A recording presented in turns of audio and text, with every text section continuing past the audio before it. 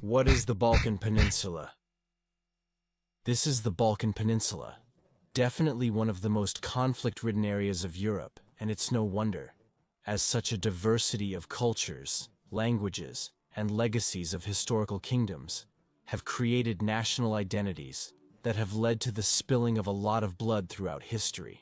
The key word that takes us to the history of the 20th century in this region is Yugoslavia, the name of various states that encompass the current Slovenia, Croatia, Serbia, Bosnia-Herzegovina, Montenegro, North Macedonia, and the partially recognized state of Kosovo. Do you want to know the history of this mess? Alright, then stay until the end of the video. As always, let's review the background and follow the trail of the ex-Yugoslav countries. This is the map around 1910, very different from the current one. The Kingdom of Serbia and the Kingdom of Montenegro, Orthodox Christians following the Byzantine legacy, had already obtained their independence from the Ottoman Empire. Croatia and Slovenia belonged to the Austro-Hungarian Empire. That is, the most westernized and would adopt the Catholic religion. On the other hand, Bosnia-Herzegovina, which had received the Muslim influence from the Ottomans, had also been annexed to the Austro-Hungarian Empire towards the end of the 19th century. The Ottoman Empire, for its part, was in such decline that its former territories allied and snatched its last European territories during the First Balkan War, divided between Greece, Serbia, and Bulgaria.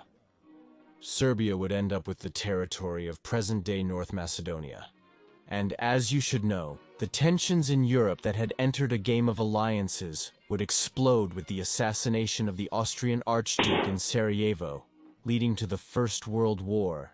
Given that the war would begin with the Austro-Hungarian invasion of Serbia, it is natural that the Balkan front was one of the bloodiest. However, Serbia and Montenegro, on the side of the Allies, would manage to expel their enemies and thus achieve a victory both on the front and in the war.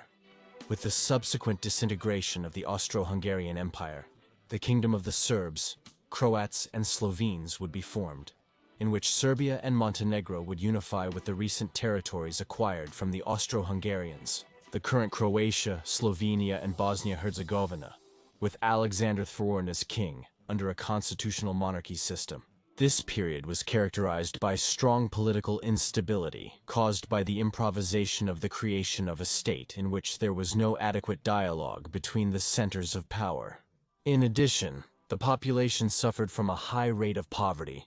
In the face of the stagnation of the reforms proposed by all parties, it would move to an absolute monarchy, changing the name to the Kingdom of Yugoslavia.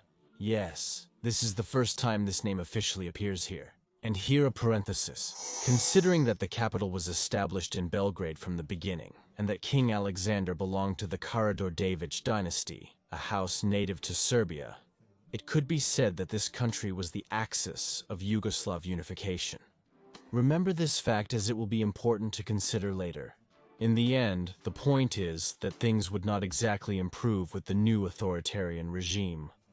In the face of repression of minorities, indulgent groups like the Ustaša in Croatia and the Orin in North Macedonia would begin to emerge. A member of the latter would assassinate Rio Alejandro de Monseya, so he would be succeeded by Prince Paul.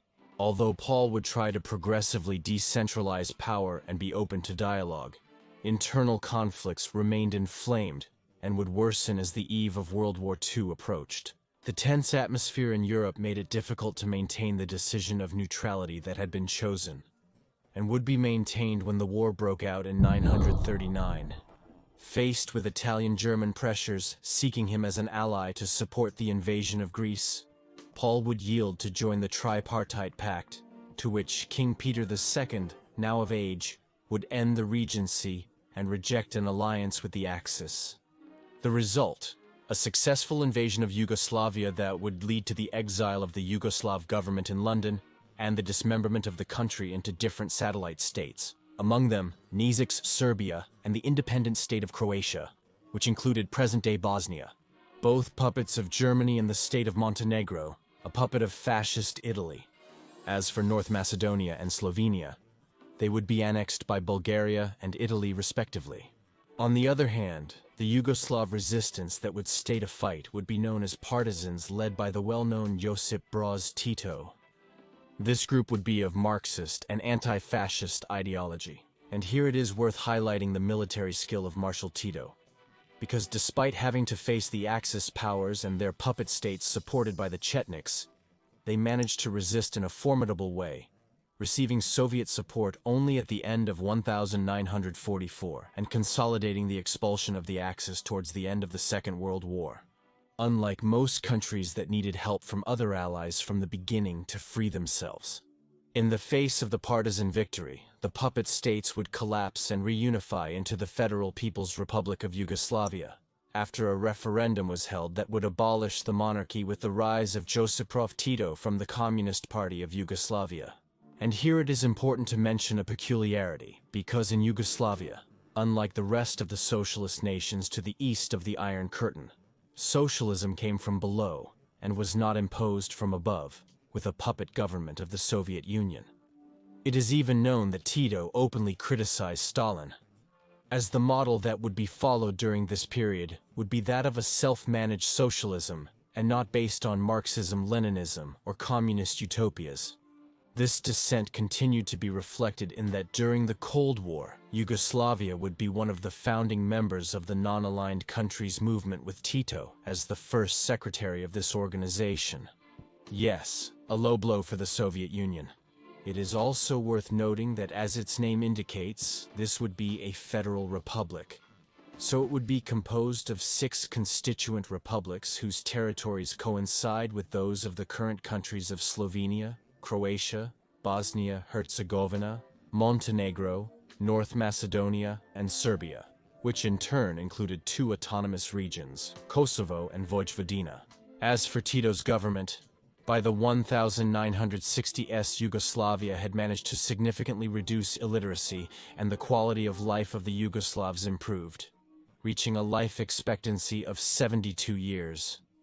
In the face of a series of new reforms, the official name of the country would change to the Socialist Federal Republic of Yugoslavia in 1963. Now, the negative part of Tito's government was that in ruling an entity with 6 national identities, 4 languages, 3 religions, and 2 alphabets, he would find it necessary to apply repression to maintain the cohesion of Yugoslavia.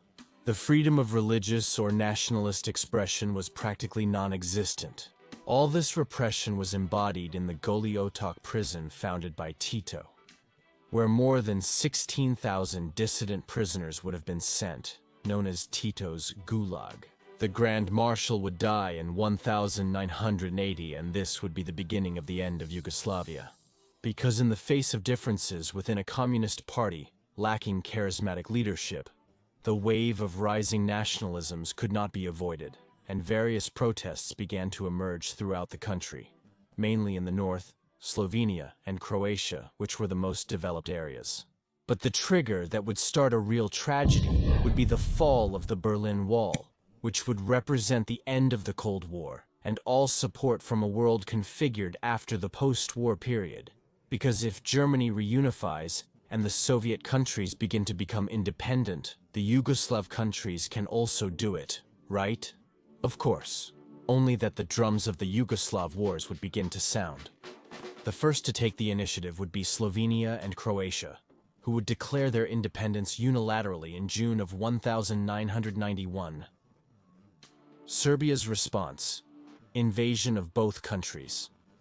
The first, Slovenia, would face it in the 10-day war short and with few casualties, but being this the most homogeneous country, and with an almost non-existent minority of Serbs, its independence would be quickly recognized.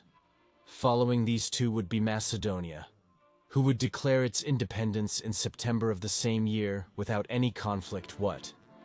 Well, such a disputed region of the Balkan War could receive intervention from its former suitors, Bulgaria, Greece, and Turkey, right? Yes, better to just keep quiet. Regarding Montenegro, it would remain loyal to Serbia and Tispobleo, which would be the only one not to separate until after the end of this war. So, the conflict from here on would only be with Croatia and Bosnia. And here, a new parenthesis. A bit redundant, yes. Croatia, Bosnia, and Serbia are three countries with the same language, Serbo-Croatian, which each then wanted to separate into their own language, and with a common past, as they all come from the South Slavs, who separated because they were part of other empires. Croatia turned Catholic from the Austro-Hungarian Empire. Serbia remained under the Orthodox influence of the Byzantine Empire, and Bosnia converted to Islam, influenced by the Ottoman Empire. So why create different nations within the same people? In my humble opinion, Orthodox rites are not compatible with Ramadan. What do you think? Anyway, let's continue. The Croatian War would extend as it would begin in Bosnia after the declaration of its independence in April 1992, as there were considerable Serbian minorities in both countries that even proclaimed their independence to join them, the Spraška Republic of Bosnia and the Krajina Republic of Croatia. The war in Croatia would end in August 1995, after which they would retake the territory of the Krajina Republic and its independence would be reaffirmed. It should be noted that for a time, the Croats also attacked Bosnia, which also had a considerable Croatian minority identified as Herceg Bosnia, but which would return to Bosnian territory in 1994. But ultimately, the bloodiest episode of this war would occur in the war in Bosnia, where terrible crimes against humanity were committed, such as the siege of Sarajevo, the longest siege of a city in history, and the Srebrenica massacre, where more than 8,000 Bosnian Muslims were murdered in an attempt at ethnic cleansing. The suffering Bosnians would also reaffirm their independence at the end of 1995 through the Dayton Accords. In the face of so much dismemberment, the country, now only composed of Serbia and Montenegro, would change its name to the Federal Republic of Yugoslavia, whose headaches would not end, as the autonomous region of Kosovo, with an Albanian majority, would also seek its independence, leading to the Kosovo War, in which NATO would intervene and which would be the prelude to the subsequent proclamation of Kosovo's independence, which to this date continues to be partial. Because of all this, the name Yugoslavia was becoming out of context, so in 2003 the name would be changed to Serbia and Montenegro, where pressures for the separation of Montenegro began to emerge, which would occur after a referendum in 2006, the year in which the last trace of what was the well-known and controversial Yugoslavia would disappear. Well, I think I've talked enough.